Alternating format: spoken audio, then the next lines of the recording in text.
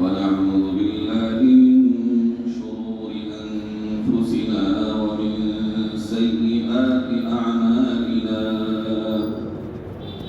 من يهده الله فلا مضل له ومن يضلله فلا هادي له ونشهد أن لا إله إلا الله وحده لا شريك له ونشهد أن سيدنا وسندنا وحبيبنا وشفيعنا وإمامنا ومقتدانا ومولانا محمدا عبده ورسوله وبارك وسلم تسليما كثيرا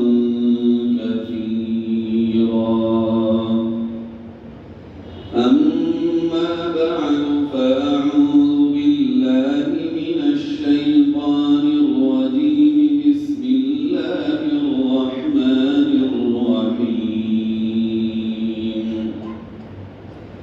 إنما يوفى الصابرون أجرهم بغير حساب صدق الله مولانا العظيم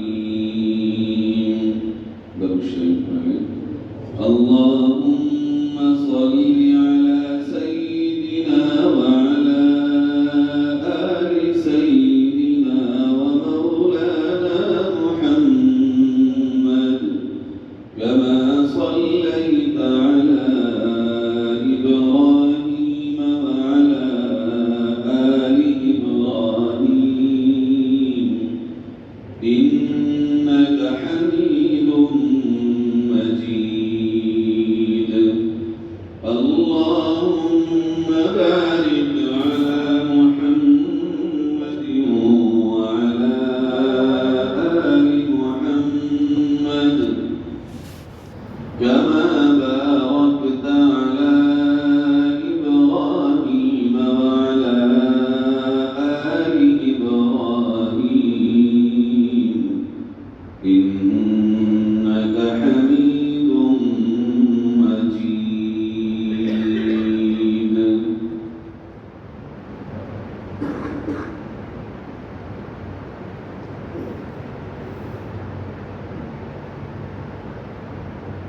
اللہ تعالیٰ کا بے پناہ شکر اور اس کا احسان ہے کہ اس نے رمضان المبارک کے بعد پھر ہمیں اپنی اس ترتیب پر جو ہر 15 دن میں بدھ کے روز مغرب سے عشاء تک ایک اصلاحی پروگرام ہوتا ہے جس میں عمومی طور پر دین کی وہ باتیں جو وقت کے تقاضوں کے لحاظ سے سب کے لیے ضروری ہیں الگ الگ ٹاپک اور الگ الگ عنوان پر کی جاتی ہیں۔ اللہ کا شکر ادا کرتے ہیں کہ پھر اس باری تعالیٰ نے ہمیں اس سلسلے کو شروع کرنے کی توفیق عطا فرمائی اور دعا کرتے ہیں کہ رب تعالیٰ ہمیں اخلاص کے ساتھ استقامت نصیب فرمائے، کہنے والے اور سننے والے سب کے لیے رب تعالیٰ ہدایت کا ذریعہ بنائے۔ رمضان المبارک کے بعد ہماری زندگی کیسی ہونی چاہیے تھی؟ جیسی ہونی چاہیے تھی ویسی ہے یا نہیں؟ یہ سوال ہم میں سے ہر ایک کو اپنے آپ سے کرنا ہے کہ رمضان جس طرح ہمیں بنانے آیا تھا ہم اس طرح بن پائے یا نہیں بن پائے؟ رمضان میں جو ہم نے کمایا اس کی حفاظت ہم کر پا رہے ہیں یا نہیں کر پا رہے ہیں؟ یہ اللہ کا پاک مہینہ ہمیں اور آپ کو 11 مہینوں کا مٹیریل دیتا ہے، 11 مہینوں کی خوراک فراہم کرتا ہے، 11 مہینوں کی طاقت ہمیں اور آپ کو دیتا ہے۔ ایک مہینے میں یوں کہیں آپ کہ جیسے آدمی کو سفر پہ جانا ہو تو اسے اپنے موبائل کو بھی چارج کرنا ہے اور پاور بینک کو بھی چارج کرنا ہے، اب اسے بتائیں کہ میرا موبائل 6 گھنٹے چلے گا اور 6 گھنٹے کے بعد پھر مجھے پاور بینک یوز کرنا ہے، تو کتنا پاور بینک میرا کتنا ہونا چاہیے، اس میں کتنی پاور ہو، 2000 کا ہو، 3000 mAh کا ہو۔ جزاک اللہ۔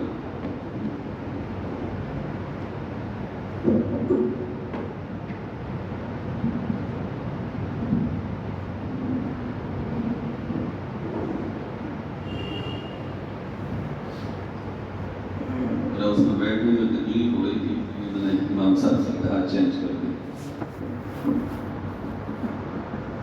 ہوتا ہے کبھی کبھی دیکھنے میں جو چیز بہت مہنگی اور اچھی ہوتی ہے ہر ایک کے لیے وہ سٹیبل نہیں ہوتی۔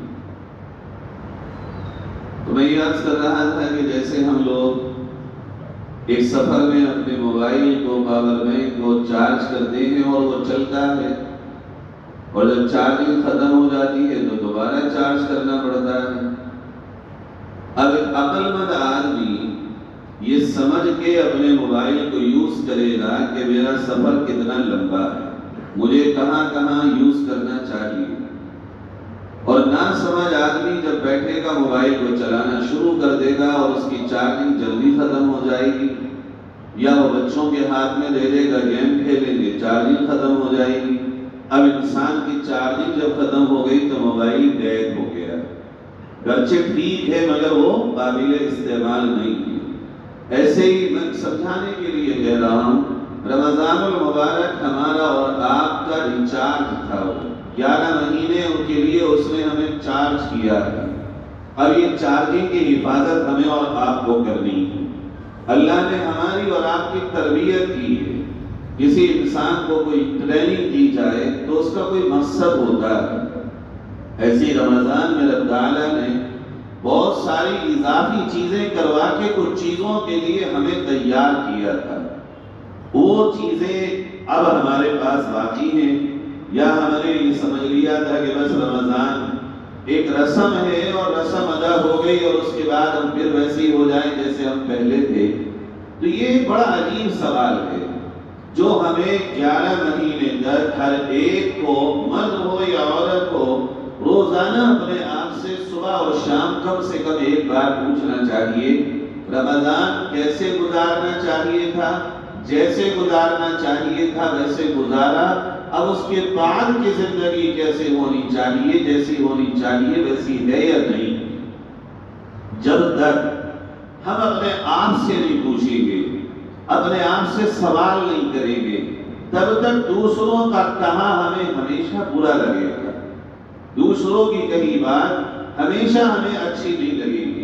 اور جب ہم اپنے آپ سے سوال کرنے کی عادت ڈالیں کہ تجھے تو اللہ نے کسی کام کے لیے رمضان دیا، وہ کام کر رہے ہو، وہ کام جاری ہے یا نہیں ہے؟ اگر ہم نے یہ عادت بنا لی اور یہ مزاج بنا لیا ہم نے کہ بھئی مجھ سے قیامت کے دن اللہ تعالیٰ سوال کرے گا، قبل اس کے کہ وہ مرحلہ آئے میں دنیا میں اپنے آپ سے سوال کروں۔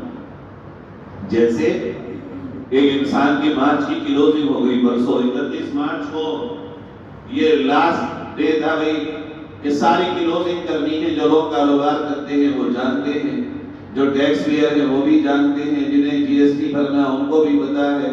اب سارا حساب ملا رہے ہیں بیٹھے ہوئے، کیوں بھئی ملا رہے ہیں؟ کیا کرنا ہے کہ سوال ہو سکتا ہے، نوٹس آ سکتا ہے۔ ایک نوٹس اور ایک سوال کا یہ خطرہ ہے کہ بار بار اس کے کاؤنٹ کیا جا رہا ہے، بار بار انٹری ملائی جا رہی ہے، بار بار ٹرانزیکشن ملائے جا رہے ہیں کہ بھئی دیکھو کہیں کوئی غلط تو نہیں ہو گیا، کوئی ایسا تو نہیں انٹری آ گئی جس کا ہم جواب نہ دے سکیں۔ کیوں؟ قبل اس کے کہ انکم ٹیکس سے یا جی ایس ٹی ڈپارٹمنٹ سے ہمارے پاس کوئی نوٹس آئے، ہم اس سے پہلے ٹھیک کر کے نہ بدلیں۔ پھر اس کے لیے ہم کیا کرتے ہیں؟ اس کے لیے ہم سی اے کو پکڑیں گے، سی اے صاحب ذرا آپ ہمارا کام کر دیجئے، یا income tax G S T department کا کوئی وکیل پکڑیں گے کہ صاحب آپ ہمارا کام کر دیجئے، ہم خود کیوں نہیں کر دیں؟ غلطی نہ رہ جائے، کہیں کوئی کمی نہ ہو جائے کہ کہیں نوٹس نہ آ جائے اور کل 1000 گنا، 100 گنا، 50 گنا یا 10 گنا وہ ہمارے اوپر جرمانہ نہ لگا دے۔ دیکھیے دنیا میں غلطی ہو جائے تو دنیا میں غلطی کو صحیح کرنے کا بھی چانس ہے، نوٹس آ جائے تو اس کا جواب دینے کا بھی چانس ہے، کوئی انٹری اگر مس ہو جائے تو اس کو ری انٹر کرنے کا بھی چانس ہے، موقع ہے دنیا میں۔ یہ جرمانہ بڑھ جائے تو جرمانہ پیسوں کا دیا بھی جا سکتا ہے، مگر بروز محشر سوال ہوگا، جواب ہوگا، درستگی کا کوئی راستہ نہیں ہوگا۔ اس سوال کو اگر ہم یاد کر لیں آج کہ بھئی ہونا ہے، جب سوال سے، دنیا کے سوال سے ہمیں ایک بیداری ملتی ہے، اویئرنیس ملتی ہے، ہم جاگتے ہیں، لیٹ نائٹ تک بھی کام کرتے ہیں، اوور ٹائم بھی ہم کام کرتے ہیں دنیا کے سوال کی خاطر۔ جب دنیا کا سوال ہو تو پھر ہمارے آرام بھی ہم سے دور ہو جاتے ہیں، تو پھر آخرت کے سوال میں ہم بیدار کیوں نہیں، قبر کے سوال میں ہمیں فکر کیوں نہیں ہے، پھر آخرت کے تعلق سے ہمارے دلوں میں وہ بیداری اور وہ جاگرکتا کیوں نہیں ہے جو ہونا چاہیے۔ کہیں ایسا تو نہیں ہے کہ ہمارا آپ کا ایمان آخرت کے تعلق سے کمزور پڑ گیا ہو، کہیں ایسا تو نہیں ہے کہ ہمارے دل و دماغ سے یہ بات نکل گئی ہو کہ ہمیں مرنا بھی ہے، کہیں اللہ نہ کرے یہ بات تو نہیں آ گئی ہمارے دل و دماغ میں کہ آخرت کیا ہے دیکھا جائے گا جو ہوگا۔ جب ہم سے دنیا نہیں دیکھی جاتی تو آخرت کیا دیکھے گا بندہ؟ یہ رمضان پورا کا پورا ہمیں اس بات کی تربیت کر رہا تھا کہ بھئی حلال تھا تمہارے لیے کھانا، مگر تم نے کسی کے کہنے سے کھانا چھوڑ دیا، حلال تھا تمہارے لیے پانی کا پینا، مگر کسی کے کہنے سے تم نے پانی کا پینا چھوڑ دیا، حلال تھا تمہارے لیے اپنی جائز ضرورت کو پورا کرنا شہوت کی قبیل سے، لیکن اس کو تم نے اللہ کے ایک حکم پر چھوڑ دیا۔ بلکہ اگر کوئی تمہیں پلانا بھی چاہے، کھلانا بھی چاہے، تمہیں منانا چاہے کہ تم اس کے خلاف عمل کر لو، تو تم منع کرتے ہو کہ ہمارا روزہ ٹوٹ جائے گا۔ کیوں؟ اللہ کے حکم سے۔ اس روزے میں ہمیں یہ تربیت دی گئی کہ تمہیں ایک روزہ یہ ہے جو صبح سے شام کا ہے، کھانے پینے سے رکنے کا نام اور ضرورت سے رکنے کا نام، اور ایک روزہ تمہیں پوری زندگی کا رکھنا ہے۔ اسی طرح جس طرح رمضان میں کھانے پینے سے رکے ہو، پوری زندگی ایک روزہ رکھو کہ اللہ کے احکام کو توڑنے سے روکو گے۔ سچ یہ ہے کہ یہ ہماری تربیت دی گئی، یہی تو مقصد تھا۔ بھئی جب منع کر دیا تو کھا ہی نہیں رہے، اور جب کہا تو کھا رہے ہیں بیٹھ کے افطار میں، خوب اچھے سے کھا رہے ہیں۔ بلکہ ہمیں کہا گیا جلدی کھا لو تو کہہ رہے ہیں دیر ہو جائے گی، مکروہ ہو جائے گا، روزہ جلدی کھا لو۔ کیوں؟ کس نے کہا؟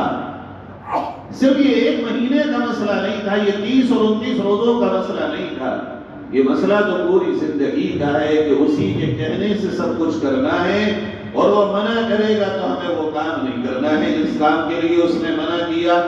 حال یہ ہے کہ ہماری تربیت اگر ہوئی ہے اور ہم میں سے کچھ بھائیوں نے اور بہنوں نے اس تربیت سے فائدہ اٹھایا ہے تو وہ مبارکباد کے مستحق ہیں، لیکن اگر اس کے خلاف جیسا کہ عام مسلمانوں کی صورتحال ہے، خاص نہیں 10-20% مسلمان وہ ہیں جو بہت اچھے بھی ہیں جنہوں نے تربیت لی بھی ہے، لیکن میکسیمم کوانٹٹی بڑا عدد وہ ہے 70-75% کی تعداد وہ ہے جن کے بارے میں ایسا لگتا ہے جیسے عید کا چاند کیا دکھا، اللہ کے احکام کو توڑنے کا انہیں سرٹیفکیٹ مل گیا۔ عید کیا ہوئی، ایسا لگتا ہے جیسے قید سے آزاد ہو گئے ہوں ہم، سب کام وہ کر لیں جو ہمارے لیے حرام اور ناجائز تھے۔ یہ رسم تھوڑی ادا ہوئی تھی، یہ تو تربیت ہوئی تھی، یہ تو ٹریننگ ہوئی تھی ہماری اور آپ کی۔ آج صورتحال بہت عجیب ہے۔ اگر ایک مہینے کی اس ٹریننگ سے ہم نے فائدہ نہیں اٹھایا، ہمارے نبی صلی اللہ علیہ وسلم نے ایک بڑی پیاری بات ارشاد فرمائی، آپ اسے دل سے سنیں مائیں بہنیں بھی اور آپ سب بھائی بھی، بڑا عجیب ارشاد ہے۔ فرمایا ہمارے نبی نے اتق المحارم تکن اعبد الناس، پیارے آقا نے فرمایا دیکھو حرام چیزوں سے بچاؤ اپنے آپ کو۔ بہت پیاری بات ہے یہ، نبی کا ارشاد اپنے دل پہ لکھا جائے تو بندہ بندی۔ فرمایا اتق المحارم، اپنے آپ کو حرام چیزوں سے بچاؤ، تکن اعبد الناس، اللہ کی نگاہ میں تم سب سے بڑے عبادت گزار بن جاؤ گے۔ کتنی مزے کی بات ہے۔ ہمارے یہاں ان چھوٹی چھوٹی نبی کے فرامین کی دل و دماغ میں پیوست کرنے کی ضرورت ہے اس دور میں کہ نبی سب سے بڑا عبادت گزار کس کو بتا رہے ہیں۔ آپ پوری زندگی نفل پڑھتے ہو یا نہ پڑھتے ہو، آپ پوری زندگی مستحب کام کرتے ہو یا نہ کرتے ہو، لیکن اگر آپ نے حرام چیزوں سے اپنے آپ کو بچا لیا تو آقا کریم صلی اللہ علیہ وسلم نے سرٹیفکیٹ دے دیا اور اعلان کر دیا اللہ کی نگاہ میں سب سے بڑا عبادت گزار یہ بندہ ہے۔ ایک بندہ 100 رکعت نفل پڑھتا ہو، ایک بندی 100 رکعت نفل پڑھتی ہو اور حرام چیزوں میں مبتلا بھی ہو۔ یوں کہو کہ ایک بندے نے رمضان بہت اچھا گزارا، مگر رمضان گزارنے کے بعد وہ چل پری دیکھنے چلا گیا ہو اپنے پورے بچوں کو لے کر۔ رمضان تو بہت اچھے سے گزارا، مگر رمضان گزار کے عید کی چھٹیاں منانے وہ نینی تال کے پکچر ہال میں بیٹھا ہو۔ رمضان تو اس نے بہت اچھے سے گزار دیا، لیکن رمضان کے بعد وہ اپنی بچے اور بچیوں کو لے کر کے کہیں ایسے پکنک اسپورٹ پہ گیا ہو جہاں اس کے گھر پہ چہرے پہ کسی کا پردہ نہ ہو اور وہ بالکل حرام چیزوں میں مبتلا ہو رہا ہو، تو یہ عبادت گزار نہیں ہے، یہ ڈبل اسٹینڈ آدمی ہے جس نے رمضان میں سماج کے لیے عبادت کی اور رمضان نکلتے ہی وہ اس سماج کے ساتھ ہو گیا جو اللہ کا باغی ہے۔ اگر رمضان میں عبادت اللہ کے لیے ہو تو بعد میں بھی تو اللہ باقی ہے، اللہ تو کہیں نہیں گیا۔ جیسا اللہ رمضان میں ہے دیکھ رہا ہے ویسی اللہ اب دیکھ رہا ہے۔ جس اللہ کا حکم رمضان میں روزہ رکھنے کا ہے اسی اللہ کا حکم رمضان کے بعد حرام چیزوں سے بچنے کا ہے۔ آئیے اگر ہم یہ چاہیں اللہ کی بارگاہ میں ہمارا نام سب سے بڑے عبادت گزاروں میں لکھا جائے تو فرض نمازیں، سنت نماز، واجب نماز اور دیگر فرائض کے ساتھ ساتھ عمل کرنے کے ساتھ ساتھ یہ اہتمام بھی ضرور ہو کہ ہم حرام چیزوں سے بچائیں اپنے آپ کو، ورنہ یہ ہوگا کہ بھئی ایک فرض ادا کر لیا ایک حرام کر لیا بات برابر ہو گئی۔ بالکل اس کی ایسی مثال ہے اس کی جیسے دودھ چھلنی میں دو محنت تو ہو رہی ہے مگر چھلنی میں دودھ دوئیں گے رکے گا تو ہے نہیں۔ یا بازار سے سامان تو لیا ہم نے مگر تھیلا نیچے سے کاٹ دیا ہو اور وہ ڈالا تو تھیلے میں مگر تھیلے میں رکے گا تو ہے نہیں۔ ایسی اگر کوئی انسان جان بوجھ کے حرام میں بھی مبتلا ہو، حرام کے بھی جن چیزوں کو اللہ نے حرام کر دیا ہو، جن چیزوں کو شریعت نے حرام کر دیا ہو، اللہ کے نبی اس کے بارے میں ہم سے کہہ رہے ہیں ان سے بچو، ان سے اپنے آپ کو بچاؤ۔ تقوی کس کو کہتے ہیں، بچنا کس کو کہتے ہیں؟ حضرت عمر رضی اللہ عنہ نے ایک مرتبہ بڑے مزے میں ایک دوسرے صحابی سے پوچھا، یہ ایک پوری کوالٹی ان صحابی نے مومنوں کی شان یہ بتایا کہ مومن دنیا میں کیسے اپنے آپ کو گزارے، اپنی زندگی دنیا میں کیسے کاٹے۔ فرمایا جیسے آپ راستے میں جا رہے ہو، دونوں طرف جھاڑ لگے ہو، ان پہ کانٹے بھی لگے ہو، تو آپ اس راستے سے کیسے گزریں گے؟ کوئی راستہ ہو یا آج کے دور کے لحاظ سے میں کہوں دونوں طرف کانٹے والے تار بنے ہوں اور چھوٹی سی 2 فٹ کی پتلی گلی ہو، اب ان تاروں کے بیچ سے آپ کو گزرنا ہو تو کیسے گزریں گے آپ؟ کپڑوں کو سمیٹ کے چونکہ ایک تار بھی کپڑے میں داخل ہوا تو پورا چیرتا ہوا آستین کو یا دامن کو چلا جائے گا، کپڑا تو بچے گا نہیں ہمارا ہو۔ تو اگر کپڑوں کے بیچ سے ان تاروں کے بیچ سے ہمیں گزرنا ہو تو اپنے آپ کو سمیٹیں گے اور دیکھیں گے بھی لگ نہ جائے، کوری نہ لگے، کمر نہ لگے، دامن نہ لگے، پاجامہ نہ لگے، پائچہ نہ لگے۔ فرمایا ایمان والے مرد اور عورتوں کو دنیا میں ایسے ہی اپنی زندگی گزارنا چاہیے کہ یہ دنیا کانٹوں سے سجی ہے، دنیا میں اللہ کی نافرمانیوں کی طرف امپریس کرنے کے لیے شیاطین کی پوری فوج ہے۔ اپنے آپ کو ایسے دنیا سے گزارتے ہوئے بچا بچا کے قبر تک لے جاؤ کہ جب قبر میں تمہارا جنازہ ہو تو بھلے سے نفلی اعمال کم ہو مگر حرام تمہاری زندگی میں نہ ہو۔ خالی حرام یہ نہیں ہوتا کہ گالی دے دی یا اور چند بڑی بڑی باتوں کو ہم نے کہہ دیا کہ شراب حرام ہے، ہاں بھائی وہ حرام ہے، جوا حرام ہے، وہ بھی حرام ہے، مگر بے پردگی بھی حرام ہے۔ اپنی جوان بچیوں کو بغیر پردے کے اپنے ساتھ لے کے جا کے گھمانا بھی تو حرام ہے، اپنی بیوی کو بغیر پردے کے لے جانا بھی تو حرام ہے، قوم کی بچیوں کو لے جا کے دوسری ننگی بچیوں کو دکھانا بھی تو حرام ہے، ڈانس کرنا بھی تو حرام ہے۔ یہ بھی تو اللہ کے نبی نے کہا میں ناچنے اور گانے کو مٹانے آیا ہوں۔ اللہ کے نبی مٹانے آئے ہیں تو ہمارے اب دو کام ہو گئے، بچنا بھی ہے، بچانا بھی ہے۔ ہر ایک کام نہیں رہا کہ ہم بچیں گے۔ اس کے علاوہ اگر ہمارے گھروں میں بے دینی ہے تو بے دینی کا ہونا بھی تو حرام ہے، دینداری آنا بھی تو ضروری ہے۔ اللہ کے نبی صلی اللہ علیہ وسلم نے یہ تحفہ دے دیا ہم کو۔ ایک آدمی اگر کوئی گناہ میں مبتلا ہونے والا ہو اور وہ اس سے بچنے کی کوشش کر رہا ہو، مثال کے طور پر ایک انسان کے گھر میں یہ بحث ہو رہی ہو کہ ہمیں تو جانا ہے فلاں جگہ، مگر وہاں جانے سے شریعت ٹوٹتی ہو، اللہ کے نبی کے احکام ٹوٹتے ہو، اب یہ کنوینس کر رہا ہو بچوں کو، خواتین کو، بچوں کو۔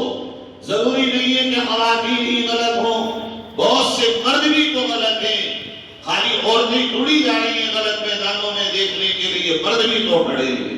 بلکہ میں آپ سے آف لائن اور آن لائن کہہ رہا ہوں، بے غیرتی کا یہ عالم کہ وہ پانی کے اندر وہ گھوم رہی ہیں اور یہ مرد اس پانی کے شیشے کے باہر اپنی بے غیرتی کا ناش کر کے ہونٹ لگاتا ہے۔ ایک صاحب نے ویڈیو بھیجی اور کہا دیکھو مولانا یہ ہے رمضان کے بعد کا منظر۔ کس کو تسکین دے رہا ہے؟ تیرے دل میں اللہ تھا ہی نہیں، اگر ہوتا تو روزوں کے بعد تیرا یہ حشر نہ ہوتا۔ یہ جو ٹاپک میرے آپ کے نبی نے مجھے آپ کو دیا، بچاؤ بچاؤ، ایک ایک کرنا، ایک ایک بچانا۔ بچاؤ گے تو کر بھی پاؤ گے، اگر بچا نہیں پاؤ گے تو کل کر بھی نہیں پاؤ گے۔ مثال کے طور پر اگر آج تو نمازی ہو مگر حرام کے راستے پہ جاؤ گے تو اللہ کے نبی نے فرمایا گناہ جب کوئی بھی مومن بندہ یا بندی گناہ کرتا ہے تو اللہ اس کے دل میں ایک کالا نقطہ لگا دیتا ہے، وہ کالا نقطہ لگتا رہتا ہے یہاں تک کہ گناہ کرتے کرتے اس کا پورا دل کالا ہو جاتا ہے، اور جب پورا دل کالا ہو جاتا ہے تو اللہ اس کے دل پہ مہر لگا دیتا ہے۔ اب اس پہ نہ قرآن کی بات اثر کرتی ہے، نہ حدیث کی بات اثر کرتی ہے، نہ اللہ کے ولیوں کی باتیں اس پہ اثر کرتی ہے، بلکہ آخر یہ بھی ہوتا ہے بعض مرتبہ کہ اس کی ایمان پہ موت بھی نہیں ہوتی۔ آپ دیکھیے نا کتنے لوگ ہیں جن کی موتیں راستوں میں ہو رہی ہیں، کسی کے کان میں لیڈ لگی ہے اور وہ گانے سنتے ہوئے آ رہا ہے اس حالت میں موت، کسی کی کار میں ٹینک بج رہی ہے فل ساؤنڈ میں اور اس میں سونگ بج رہے ہیں، اس حالت میں ایکسیڈنٹ، کوئی شراب کے نشے میں ہے، گاڑی میں ڈرنک کیے ہوئے ہیں اور پوری فیملی کچلی جا رہی ہے۔ یہ دیکھیں جب حادثات بڑھ جائیں، آپ سمجھئے گا میری بات کو، جب حادثات بڑھ جائیں اور حادثاتی موتیں بڑھ جائیں تو احادیث میں اس طرف اشارہ کیا گیا ہے تو سمجھو اللہ تم سے ناراض ہے۔ کبھی ہم نے اپنے بچپن میں سنا تھا اتنے بڑے بڑے حادثے ہوں گے، کچھ لے دے رہے پورے چہرے پہچاننے میں نہیں آتے، میرے تو رات اور دن سفر میں گزرتا، یہ عالم دیکھتا ہوں کہ سوچ نہیں سکتا کوئی، ایسے حادثات نظر سے گزرتے ہیں کہ تصور بھی نہیں کر سکتا کوئی۔ یعنی ایک گاڑی ہم سے نکل کے آگے گئی، ہم نے آگے دیکھا تو پوری گاڑی کچلی پڑی۔ یہ حادثات کی موتیں، اچانک کی موتیں، اچانک سے انسان کا اس طرح بے دردی کے ساتھ حادثہ ہو جانا، اشارے ملتے ہیں احادیث میں کہ یہ اللہ کی ناراضگی کی علامت۔ کیا پوری قوم بحیثیت قوم ہم اگر اپنے آپ کو دیکھیں تو مسلمانوں کی اکثریت بڑی تعداد وہ ہے جو اللہ کی بغاوت میں مبتلا۔ سچائی ہے یہ، خاص طور پر نوجوان بچے اور بچیوں کا یہ حال ہے۔ حیا اور پاک دامنی، ایسا لگتا ہے جیسے کہیں کھو رہی ہو، غیرت، شرم، لگتا ہے جیسے اب جوان بچے اور بچیوں میں رہی نہیں ہے۔ کیا حشر ہے اس وقت بازاروں کا، مالز کا، آئس کریم کے آؤٹ لیٹس کا، ہوٹلز کا اور کیفے کا۔ کبھی جا کے وہ ماں باپ جن کی بچیاں باہر جاتی ہیں، خدا کے واسطے ایک بار جا کے ذرا صرف جائزہ لے کے دیکھو۔ میں تو رمضان میں ایک جگہ گیا بیان کرنے، ایک کیمپس میں گیا، اگر آپ میں سے کوئی جا کے سچے دل سے دیکھ لے گا تو اس طرف کو گزرنا بھی گوارا نہیں کرے۔ یہ حشر ہے اس کو۔ مجھے یقین ہے جتنے لوگ ہم یہاں بیٹھے ہمارا یہ نہیں ہوگا، مگر ہمارے صحیح ہونے سے کام بھی تو نہیں بنے گا۔ ہمیں تو زیادہ تعداد کو صحیح کرنا ہے۔ اگر کم تعداد صحیح ہوگی وہ اپنے گھروں میں بیٹھی رہے گی۔ مثلا میرا گھر ٹھیک ہے، آپ کے گھر ٹھیک ہے، آپ کی بچیاں بچے بھی ٹھیک ہیں، آپ کا اپنا محلہ بھی ٹھیک ہے، تو اللہ کے نبی نے فرمایا کام اس سے بنے گا ہی نہیں۔ جب اللہ کا عذاب آئے گا تو سارے کے سارے عذاب میں مبتلا برابر سے ہوں گے۔ آپ نے سنا نہیں ہے اللہ کے نبی نے فرمایا کہ دیکھو ایک کشتی جا رہی ہے 2 منزلہ، اس کے 2 فلور ہیں، سمندر میں ہو اور اس کے پانی لینے کا سسٹم اوپر والی سطح پہ ہو۔ اب نیچے والے لوگوں میں اور اوپر والوں میں جھگڑا ہو جائے، نیچے والے کہیں بھئی ہم تو اوپر نہیں جائیں گے اب، بلکہ کشتی میں سوراخ کریں گے اور پانی نیچے سمندر میں سے ہم لے لیں گے۔ اللہ کے نبی نے فرمایا بتاؤ اگر یہ اوپر والے لوگ نیچے والوں کو نہیں منائیں گے اور نہیں روکیں گے سوراخ کرنے سے، اور کشتی میں سوراخ ہو گیا اور پانی کشتی میں آ گیا اور کشتی ڈوبنے لگی، تو یہ بتاؤ اوپر والے بھی ڈوبیں گے یا نہیں ڈوبیں گے، یا خالی نیچے والے ڈوبیں گے؟ صحابہ نے کہا اللہ کے نبی اوپر والے بھی ڈوبیں گے۔ آپ نے فرمایا وہ لوگ جو اپنے آپ کو تو دیندار بناتے ہیں، اپنے گھروں کو تو بچاتے ہیں، اگر دوسروں کی فکر نہیں کرتے، جب اللہ کی پکڑ آتی ہے تو ان کے ساتھ ساتھ یہ بھی اللہ کے عذاب میں مبتلا ہو جاتا ہے۔ اس لیے آج یہ درد ہمیں آپ کو لینا ہوگا۔ ہم اور آپ سب اپنے اپنے کاموں میں مبتلا ہیں۔ آپ نے نہیں دیکھا کیا ہو رہا ہے، حالات لمحوں میں تبدیل ہو رہے ہیں، لمحوں میں۔ آپ دیکھیے اس وقت کی جو وار چل رہی ہے امریکہ، اسرائیل اور ایران کی، تمام ملکوں میں ادھر سے ہوں یا ادھر سے ہوں، جو لوگ بڑے بڑے ٹاوروں میں رہتے ہیں، اچانک سے آ کے ادھر کا میزائل ادھر، ادھر کا ٹیک ادھر، ایک دیکھتے دیکھتے پوری بلڈنگز راکھ میں بدل جاتی، زندے لوگ لاشوں میں بدل جاتے، اور جانے یہ جنگ کہاں تک چلے گی اور یہ حالات کہاں تک خراب ہوں گے۔ یہ دنیا ہمیشہ نہیں رہے گی۔ اپنے اپنے کاموں کو ہم توجہ دیں، مگر اتنا بھی نہیں کہ ہمارے پیچھے کا سماج برباد ہو جائے۔ ایسے دولت کا کیا کریں گے ہم، ایسے روپیوں کا کیا کریں گے ہم، ایسی کمیونٹی کس کام کی ہوگی جسے دیکھ کے حضرت ابلیس بھی شرمانے لگے۔ آج یہ درد اگر ہم نے آپ نے اپنے سینوں میں نہیں لیا، منتیں کرنی پڑے گی۔ آپ بتائیے اللہ کے نبی دین کی خاطر کس کس کے گھر جا رہے ہیں؟ اپنے ازلی دشمن کے گھر جا رہے ہیں، سمجھا رہے ہیں۔ میں نے بھی بیان دیا، آپ نے بھی برا کہا، مگر ہم نے کبھی انویسٹیگیشن کی کہ ہم میں سے، ہمارے محلوں میں سے کس کس گھر سے مرد اور عورتیں وہاں گئے ہیں غلط کام کے لیے، غلط دین، بے حیائی کے لیے، اور ہم ان گھروں پہ پہنچے۔ ہم نے جا کے ان سے بڑے ادب کے ساتھ کوئی درخواست کی۔ رات ایک عالم دین ہمارے پاس آئے امروہہ کے، انہوں نے اپنا واقعہ سنایا 2015 کا۔ کہنے لگے ایک جگہ ہم گئے ہوئے تھے، وہاں ہمیں یہ پتہ چلا گیا کمپنی کا ناچ ہوگا شادی کے موقع پر۔ کہتے ہم نے گاؤں کے لوگوں کو 4-5 کو جمع کیا اور ہم نے کہا بھئی تمہارے یہاں کمپنی کا ناچ ہوگا؟ بولے ہاں۔ بولے یہاں تو عام بات ہے۔ کہنے لگے ہم نے ان سے کہا کہ ہمیں ان کے گھر لے کے چلو۔ دونوں نے کہا نہیں آپ مت جاؤ، ہمیں بتاؤ کیا کرنا ہے۔ تو بولے ہم نے ان سے یہ کہا کہ یہ کمپنی رکوا دو، اللہ تمہیں جنت دے دے گا، یہ اپنے گاؤں سے اس نحوست کو ختم کر دو۔ وہ بتا رہے تھے اس گاؤں میں 2016 تک حاجی ہو یا نمازی ہو یا بے دین ہو، ہر گھر میں کمپنی ناشتی تھی۔ کہتے ہیں ہم نے انہیں سمجھایا، وہ گئے ان کے گھر، تو انہوں نے جا کے گھر والے سے پوچھا کہ بھئی یہ کون لا رہا تھا؟ انہوں نے کہا میں تو نہیں، بیٹا لے کے آ رہا ہے۔ سیم بات ہوگی جب آپ جائیں گے، میں تو نہیں گیا تھا، بچے گئے تھے۔ یہ بات آئی نہیں۔ انہوں نے کہا بیٹے سے ملوا دو۔ بیٹے سے بات کیوں؟ صاحب میں تو نہیں، بہنوں ہی صاحب لا رہے تھے۔ ابھی یہ بات آ سکتی ہے کہ صاحب بیٹے سے جب بات ہوئی، میں تو نہیں جانا چاہ رہا تھا، مگر صاحب بیوی بچوں کی ضد تھی، مگر صاحب بہنوئی صاحب سے ملوا دو۔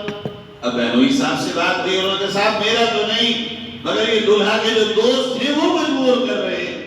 کہنے لگے پھر ان گاؤں والوں نے جو 4-5 تھے، انہوں نے کہا اللہ کے بندو، تم ایک اللہ کو ناراض کرنے کے لیے کتنا جھوٹ بولو گے؟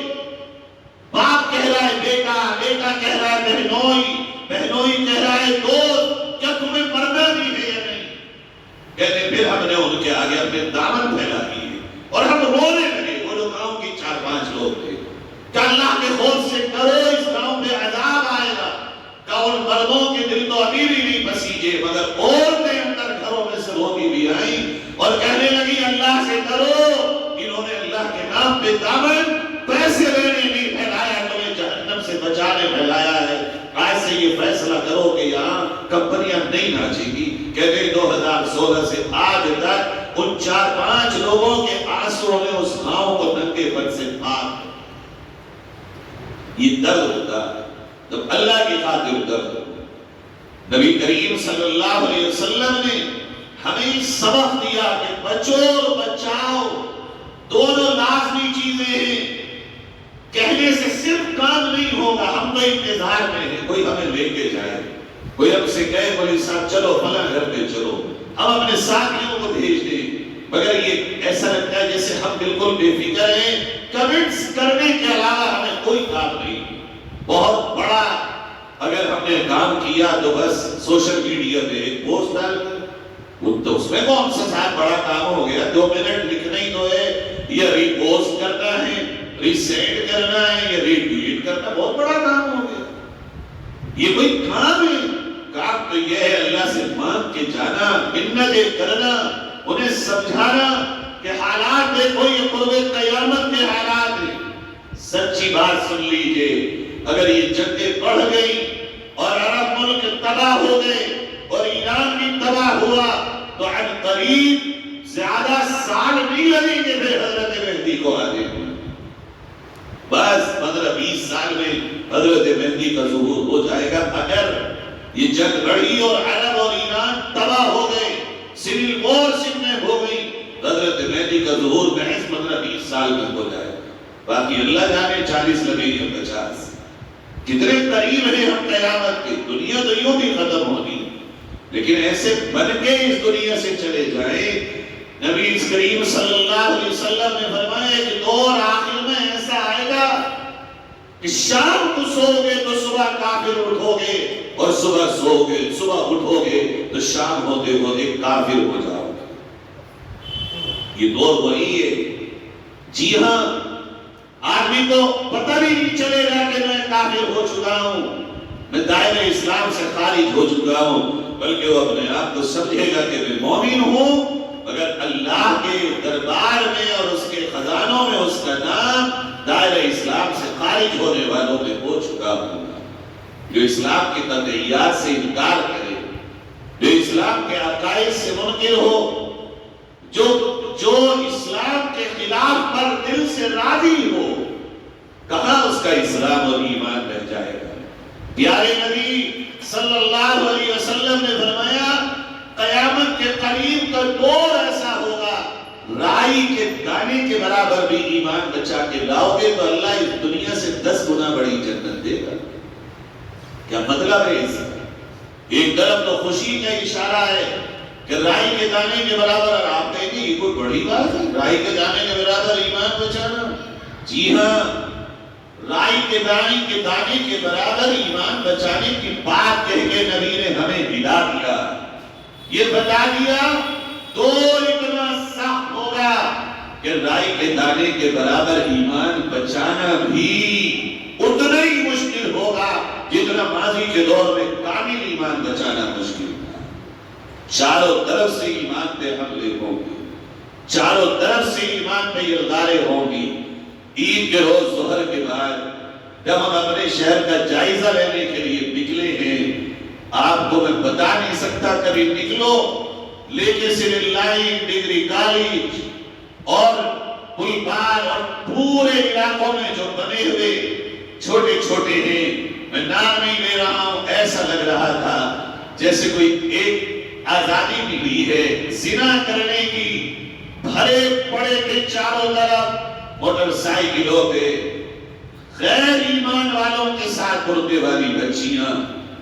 ایسا برا حشر کہ رامپور کے بارے میں تو کبھی تصور نہیں ہو سکتا تھا کہ یہ ہوگا، لیکن رات کو 10 بجے تک ظہر کے بعد سے وہ حشر تھا کہ آپ کو بتایا نہیں جا سکتا۔ لگتا ہے جیسے ہم پیرس میں آ گئے ہوں۔ یہ ایمان بچے گا، کیسے بچے گا ایمان؟ ہمارا آپ کا بھی مسئلہ ہے اور ہماری آپ کی نسلوں کا بھی مسئلہ ہے۔ ان نسلوں کا ایمان کیسے بچے گا؟ کیسے یہ اپنے آپ کو پاک صاف رکھیں گے، اللہ کے احکام کو بخوشی توڑنے میں راضی ہوں؟ رمضان نکلتے ہی اللہ سے بغاوت پہ اگر میری نوجوان نسل راضی ہو تو کیسے ان کے آگے کے حالات اچھے ہوں گے؟ ہم سب کو مل کر، خالی یہ میرا ہی کام نہیں ہے، ہم سب کو مل کر اپنے اپنے گھر، اپنے اپنے محلوں کے لیے ایک حکمت عملی تیار کرنی ہوگی کہ ہم سب مل کر کوشش تو کریں، تھوڑا سا وقت نکالیں، تھوڑی سی محنت کریں۔ بھئی کس کس گھر میں جوان بچے بچیاں کتنے ہیں، کیا کیا کر رہے ہیں، جا رہے ہیں تو کہاں؟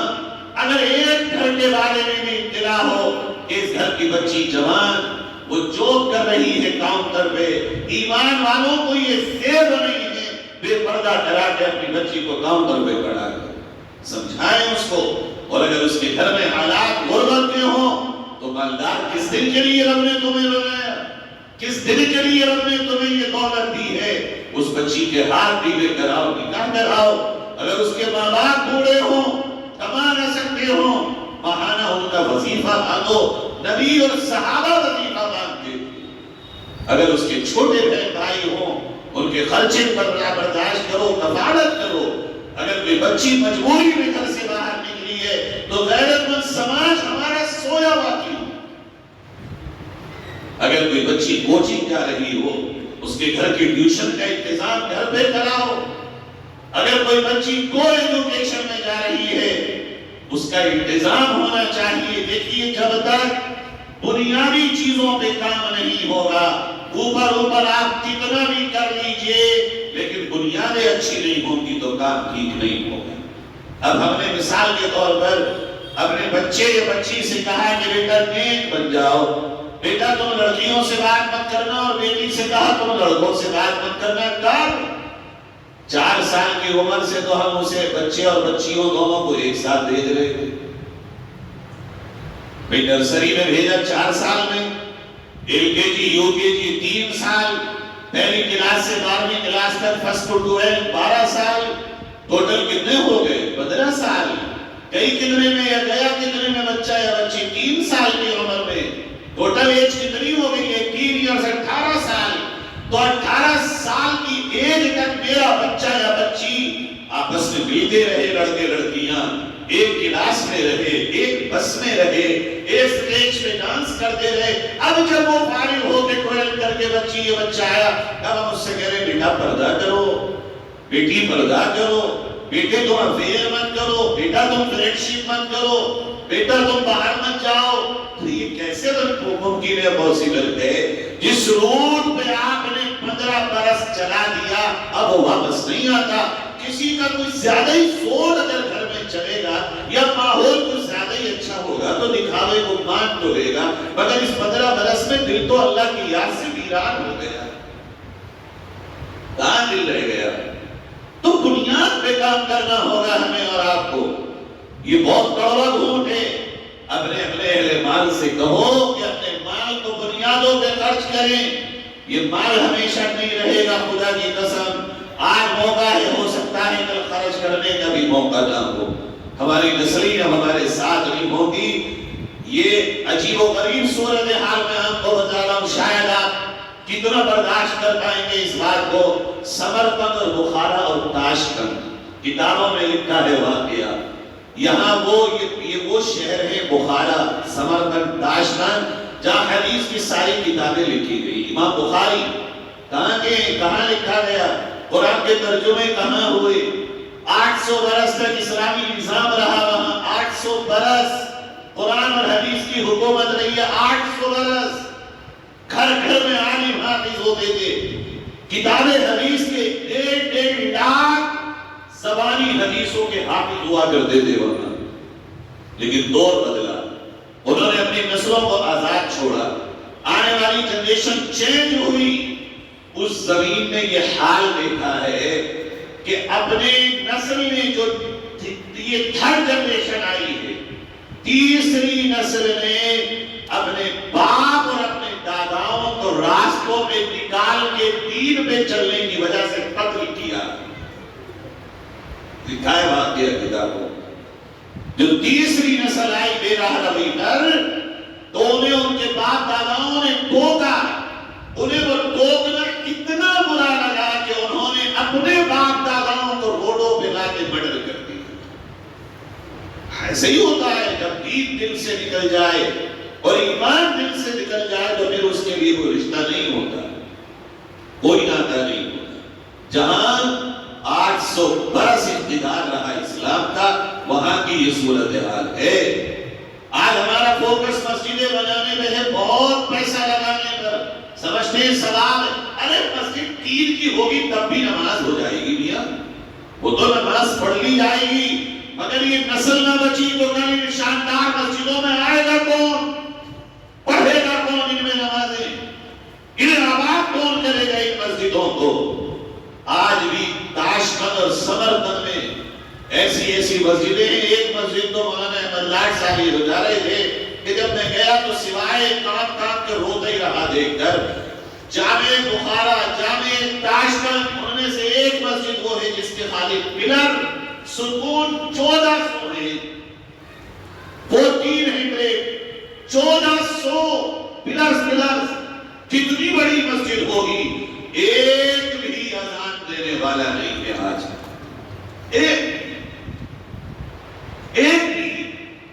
ایک نمازی نہیں ہے وہاں. گرجا گھر میں تبدیل ہو گئی مسجد. آج پھر سے جب وہ محنت ہوئی تو چھوٹے چھوٹے اب عبادت خانے قائم ہو رہے ہیں. ہمارا ایک ساتھی تھا وہاں کا، ازبیکستان کا، ہمارے ساتھ پڑھتا تھا. جب وہ عید کی چھٹیوں میں رمضان سے پہلے جاتا تھا مدرسے سے تو دہاڑے مار کے روتا تھا. بتاؤ کون سے علاقے ہیں جہاں سے دین ہمارے اور آپ کے پاس آیا ہے؟ دین ہاں، یہاں دین آیا کہاں سے؟ وہاں سے جہاں کا میں ذکر کر رہا ہوں. یہاں دین نہیں تھا. یہاں دین لے کے سب وہاں سے آئے، اسی علاقوں سے. اجمیری خواجہ رحمت اللہ علیہ خواجہ اجمیری ادھر سے آئے، محمد بن قاسم ادھر سے آئے. جتنے بڑے بڑے بزرگان دین ہیں سب ادھر سے آئے. لیکن کیا چلتا وہاں؟ وہ ساتھی جب ہمارا پڑھ رہا تھا اور رمضان کی چھٹیوں میں جاتا تو دہاڑے مار کے روتا تھا. ہم نے پوچھا کیا بات ہے؟ کہنے لگے اب میں جا رہا ہوں، پورے سال میں نے داڑھی رکھی، مگر میرے ملک میں داڑھی کے ساتھ انٹری نہیں ہو سکتی. میں جیل جاؤں گا اور مجھ سے انویسٹیگیشن ہوگی کہ یہ کیوں رکھی. تو بیچارہ وہ آتا تھا رمضان کے بعد داڑھی رکھتا تھا، پھر شب شعبان میں جاتا تھا اور پوری شیونگ کرا کے جاتا تھا اور روتا تھا بے تحاشا اپنے بالوں کو ہاتھ میں لے کے. ایک دفعہ میں نے خود دیکھا بالوں کو لے کے ایسے رو رہا تھا. اللہ تو جانتا ہے میں نے جان بوجھ کے یہ کام نہیں کیا، مگر اگر میں یہ دین پڑھ کے وہاں نہ جاؤں تو وہاں تیرا دین لے کے پہنچ جائے گا. اللہ بڑی مجبوری میں کیا ہے. جی یہ حشر ہے وہاں. تو اللہ کے جب وہ اللہ نے ان کا کوئی خیال نہیں کیا. اللہ کا ضابطہ ہے. دل سے سنو ماں بہنوں اور بھائیوں، اللہ کا ضابطہ یہ ہے کہ اللہ مہلت دیتا ہے، دھیر دیتا ہے. اللہ کا یہ نظام ہے، یہ سسٹم ہے، یہ قانون ہے رب تعالیٰ کا کہ وہ ایک مہلت دیتا ہے، دیتا رہتا ہے، دیتا رہتا ہے، دیتا رہتا ہے. شاید میرے بندے آ جائیں، اب آ جائیں، اب آ جائیں. اور بندوں کو واعظین، مبلغین، داعی، اور انہی بندوں کے بیچ سے اللہ کھڑا کرتا ہے، وہ بلاتے رہتے ہیں تاکہ حجت کا نام ہو۔ لیکن ایک دن وہ مہلت پوری ہو جاتی ہے۔ جب مہلت پوری ہو جاتی ہے تو اللہ کا دوسرا سسٹم وہاں پہ ایکٹیو ہوتا ہے، اور پھر اللہ قرآن میں یہ کہتا ہے اب ہمارا نظام یہ ہے کہ ہم پھر پورا کا پورا پاسا پلٹ دیتے، بدل دیتے، ریپلیس۔ وَإِن تَتَوَلَّوْا يَسْتَبْدِلْ قَوْمًا غَيْرَكُمْ، پھر ہم تبدیلی کرتے ہیں، ریپلیسمنٹ ہوتا ہے، تم ہٹائے جاتے ہو اور دوسرے لائے جاتے ہیں۔ ہم میں سے کس کے پرکھے مسلمان تھے؟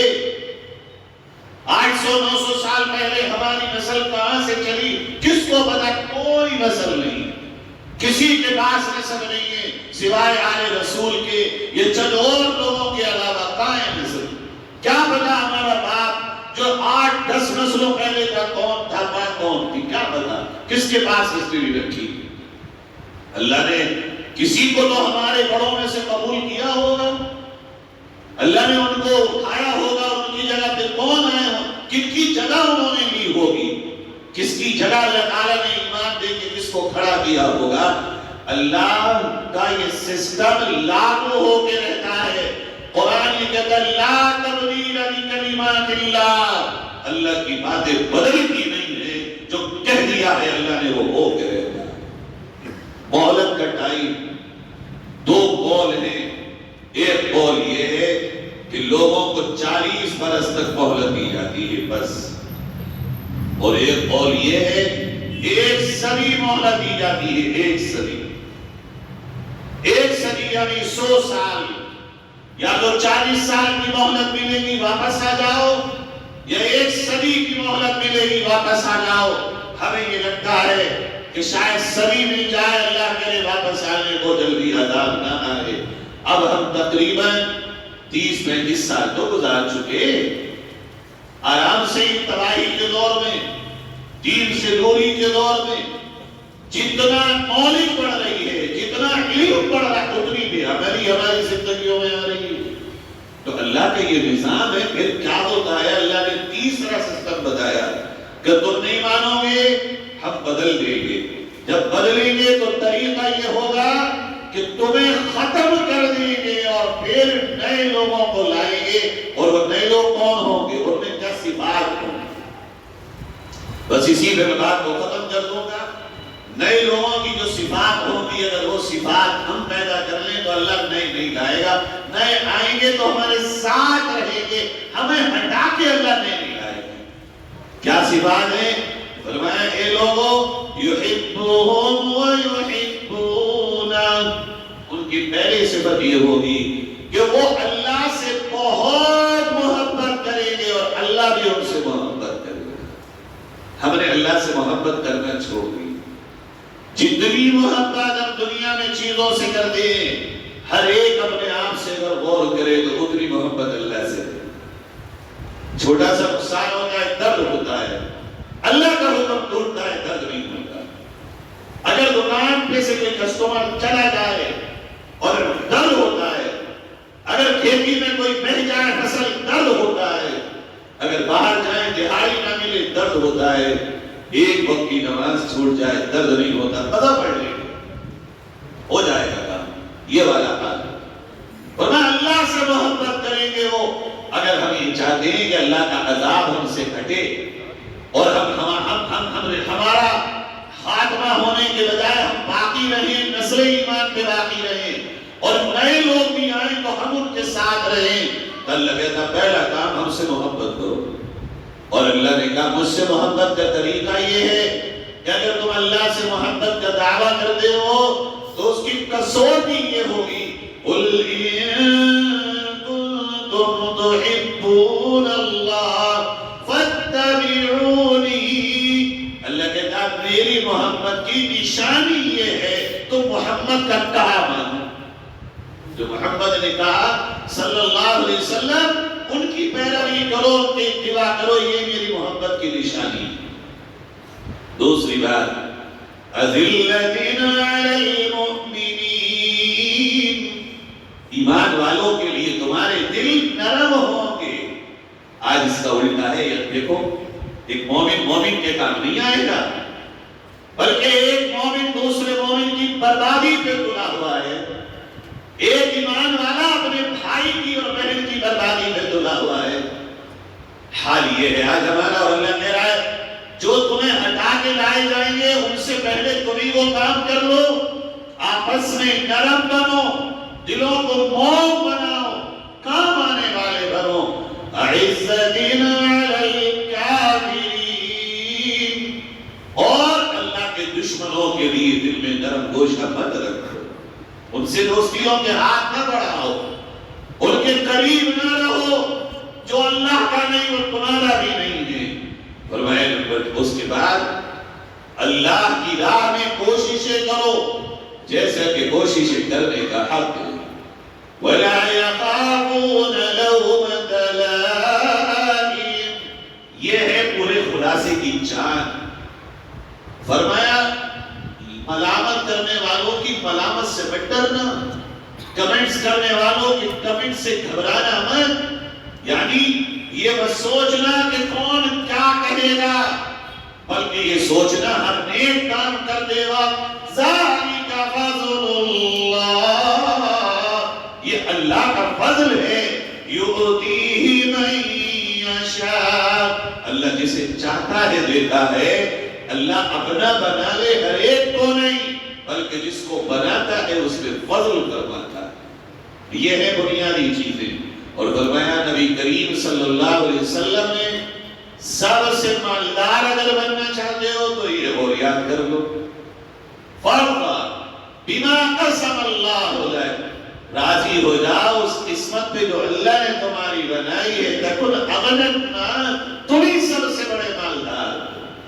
دوسری بڑی پریشانی کی وجہ جو آ جاتی ہے, خاندان کا کوئی غلط کرنے چلے گا سب غلط کرنے چلو گے. نہیں, جو اللہ نے تمہیں دیا ہے, جس لائق تمہیں بنایا, جس حال میں تم ہو, راضی رہو کہ اس کا کرنے والا اللہ ہے. اپنے آپ میں تمہیں دل میں مالداری محسوس ہوگی, غنا محسوس ہوگا. میں خلاصے کے طور پہ 1 منٹ میں عرض کرتا ہوں.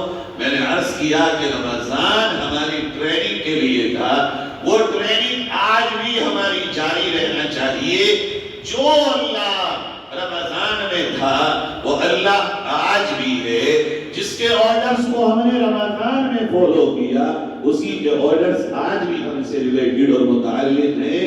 اور پھر خاص طور پر جو نبی نے فرمایا حرام سے بچو, عبادت گزار بنو. حرام سے بچو. حرام میں سب چیزیں ہیں. نماز چھوڑنا حرام, سب سے بڑا حرام نماز کا چھوڑنا. نماز چھوڑنے سے بچو. ہر غلط کام جو حرام ہو اس سے بچو. سب سے بڑے عبادت گزار. اور پھر اللہ سے محبت کرو. اللہ سے محبت کرنے کا طریقہ یہ ہے کہ نبی کی بات کو مانو, ان کی اتباع کرو. پھر فرمائے آپس میں ایک دوسرے کے لیے نرم رہو. گرچہ ایمان والا غلط ہی کیوں نہ ہو پھر بھی نرمی رکھو کہ ایمان والا. اللہ کے دشمنوں سے دوستی نہ کاٹو. اللہ کی راہ میں مجاہدے کرو, اللہ کی راہ میں کوششیں کرو. اور کسی کے کمنٹ سے, کسی کی ملامت سے, کسی کے کہنے کی وجہ سے اپنے آپ کو دین سے پیچھے مت ہٹاؤ. اللہ کا فضل ہوگا. اپنی قسمت پہ راضی رہو, سب سے بڑے مالدار رہو گے. اللہ ہم سب کو کہنے سننے کے مطابق عمل کی توفیق نصیب فرمائے. اللہم لک الحمد کلہ ولک الشکر کلہ ولک الثناء کلہ ولک الکبریاء کلہ. اللہم لک الحمد علی ما قضیت ولک الشکر علی ما اعطیت. اللہم صل علی سیدنا محمد وعلى آل سيدنا محمد وبارك وسلم كما تحب وترضى عدد ما تحب وترضى. اے اللہ ہم سب تیرے بندے ہیں. تیرے مبارک مہینے کے بعد اپنی چیزوں کو یاد کر کے تجھ سے مدد مانگنے آئے ہیں. کریم رب, کریم اللہ, ہمارے آنے کو قبول فرما, بیٹھنے کو قبول فرما, ہماری خطاؤں کو معاف فرما, گناہوں کی مغفرت فرما, ہم سے عفو و درگزر کا معاملہ فرما. پیارے اللہ ہمارا تیرے سوا کوئی مالک اور رب نہیں ہے، ہمارا تیرے سوا مددگار کوئی نہیں ہے. اے اللہ رمضان میں جو محنت ہم نے کی تیرے کرم، تیرے فضل، تیری عنایت، تیری عطا سے اے اللہ ہماری اس محنت کو برابر فرما. اے اللہ مثمر ثمرات بنا. رمضان کی برکت، رمضان کی عبادتوں کی برکت 11 مہینے تک ہمیں نصیب فرما. اس اعمال کی طاقتیں ہمیں میسر فرما. اے اللہ ہمیں اور ہمارے گھر کے مردوں، عورتوں، بچوں، بچیوں کو بے حیائی سے محفوظ فرما، بے غیرتی سے محفوظ فرما، زنا سے حفاظت فرما، اسباب زنا سے حفاظت فرما، نئی نسل کی حفاظت فرما، جوان بہنوں اور بھائیوں کے ایمان کی اور ان کی غیرت کی حفاظت فرما. کامل ایمان اور ہمیشہ رہنے والا ایمان ہم سب کو اور ہمارے اہل خانہ کو عطا فرما. اپنی ذات کا یقین ہمیں نصیب فرما. اللہ آخرت کا یقین ہمیں نصیب فرما. اللہ ہمیں اپنی معرفت نصیب فرما. اے اللہ ہمیں تو اپنی محبت عطا فرما.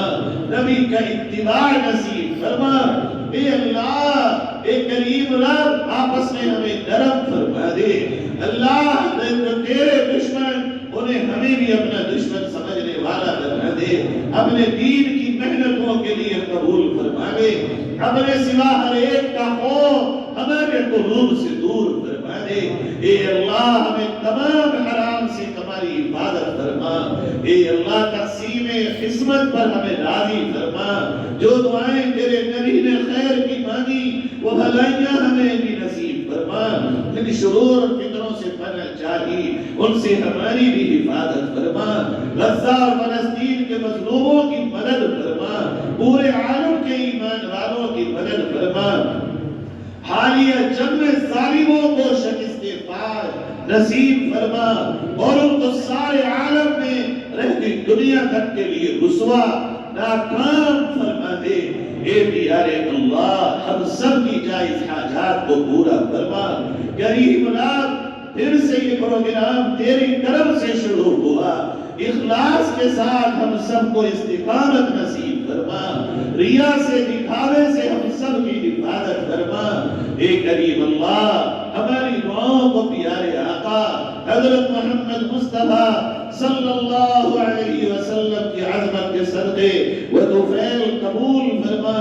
وصلی اللہ علی النبی الکریم سیدنا محمد وآلہ واصحابہ اجمعین. آمین برحمتک یا ارحم الراحمین. السلام. محسن صاحب کے لیے دعا کر دیجئے. آئی سی یو میں اللہ ان کو صحت شفا عطا فرما اور ان کے ساتھ اپنے خاص مدد کا اور کرم کا معاملہ